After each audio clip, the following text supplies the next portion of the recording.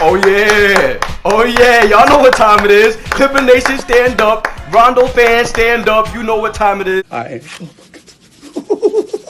Clippers defeated the Mavericks 126-111 in a close nip and tuck game 7. Check the description for certain topics discussed in the video. And what I say, it was going to take Kawhi to drop 30 for us to win, which it pretty much did. He scored 28. I said Paul George would finish between 17 and 24, which he did. He finished the game with 22 points. Nothing spectacular, but the thing is, he didn't choke. That's what it comes down to. I told you, he doesn't have to play great. He doesn't have to play good. We just need him to be average, which he was. 20 points, few turnovers. We appreciate you, Paul George. Marcus Morris, how generous of you to bring your jump shot to Staples Center Arena tonight. We appreciate it. Marcus Morris, he's had a few rough patches, shooting 1 for 10 last game. He's been cold. He's been inconsistent. I think he had in game 5, he scored 16.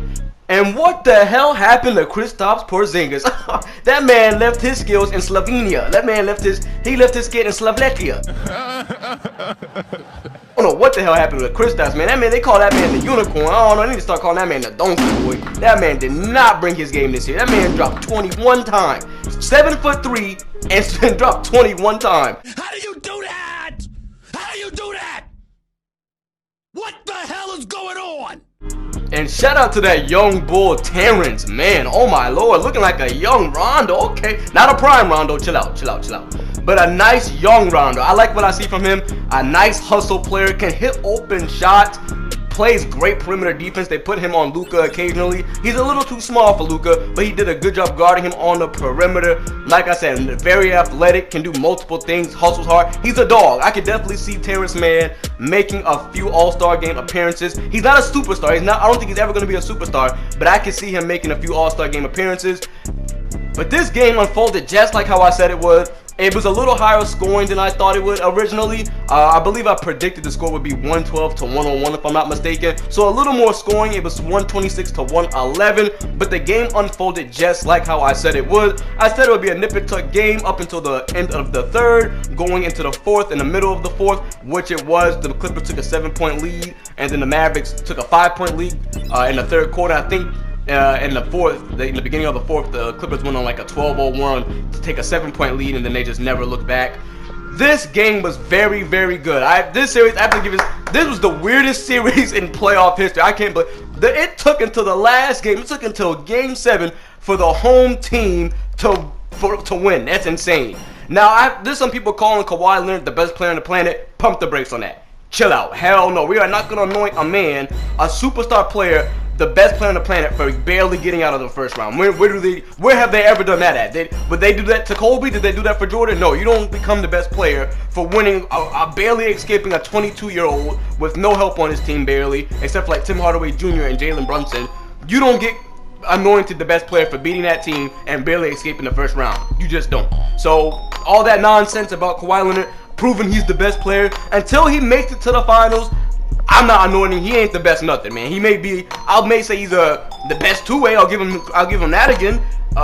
And I'm proud of Kawhi because he bounced back. I nothing but respect. Like I said, I gave that man a standing ovation for what he did in Game 6. I'll give him another standing ovation for what he just accomplished in Game 7. He showed me something. He showed me mental toughness. He showed me that against the odds, with people making fun of him, all these memes about him and Paul George playoff P, to shut out the outside noise and focus on the goal at hand, which was advancing to the second round. Props to him, but no, I am not anointing you the best player. It's still LeBron James. And I know some people are like, LeBron James got kicked out in the first round. How is he the best player?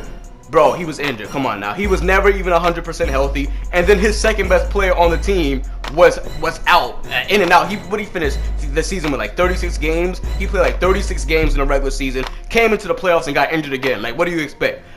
Trust me, we did this last time. Remember that one time when LeBron missed the playoffs when he first got to the Lakers, and everybody was talking about, oh, Kawhi is about to take over. Oh, Giannis is the back-to-back MVP. Giannis. And what did LeBron do the very next season he got healthy? Oh yeah, he won the damn championship. So I still believe LeBron is the best player in the NBA, even though he's not in the playoffs right now. He's only out of the playoffs because of injury. But would I have thought that the Lakers would win the finals? No, I would not. I didn't expect that. I thought they would lose in the Western Conference Finals or probably the finals. But anywho, back to the reaction for this game. They did everything they needed to do that I said for them to win this game. The 5 things I needed for them to do to win the game 7 was for Paul George not to suck. That was that was the first thing, because if Paul George sucked, we had no chance. I said he needed to play average or close to average as possible, and he played average. I would say maybe even slightly above average. Like, he finished the game with 22 points, 9 assists. He did very good at distributing the ball, nice rebounds. His stat looks nice. He still has issues turning the ball over, but he did not suck. He didn't sell. So that was number 1. I told you, Luka's gonna get what Luka's gonna get. He's unstoppable. When he's feeling it, no one can guard him except for like Kawhi when he absolutely has, like when he tries. But Luka's gonna do what he does. I said we needed to stay on the shooters, deny the shooters the basketball, let Luka get what he ever is gonna get, but don't let him distribute the basketball and create for others, because that's when they're at their best. When everybody else is touching the ball and feeling it, and Luka is driving and kicking out to the 3-pointer, that's when they're at their most dangerous. But we did a good job covering shooters, rotating. We hustled. We stuck with it. I am very proud of this team. Now let me just talk about Rondo for a few remaining minutes of the video. Rondo, like I said, is my favorite player. Now he was just not a good matchup against the Mavericks, because they have very big guards who score in bunches, right? Luka Doncic, Tim Hardaway, Jalen Brunson. They are large guards, okay? Rondo is 6'1", like 180 pounds, all right? So he was a liability on defense, and his shot was off. Not only was he a liability on the defensive in this series, because of his size, or lack of size rather, but his jump shot was not falling, so there was no point in having him on the court. That is why you didn't see playoff Rondo, just because he didn't match up well. But now that they're playing Utah, I expect him to get more minutes, because Utah has below average height guards. They don't even have average point guard height. Mike Conley's the shooting guard, and what is he, 6'2", if that? I don't even think he's 6'3". So I do expect Rondo to play way more minutes in this Utah series. I will be doing a prediction for the rest of the playoff games. I'll probably do a prediction for the Nets. I'll do a prediction. I'm definitely going to do a prediction for the Sun series, as well as this upcoming Utah Jazz series. I'm not going to spoil it, but I do, like I said, I do expect Rondo and Pat Bev to get more minutes. Maybe not Pat Bev, because there's only so many guards you can play. We got Rondo, Pat Bev, Terrence Mann, Reggie Jackson. Shout out to Reggie Jackson. He made huge threes in the game to help the Clippers get the lead.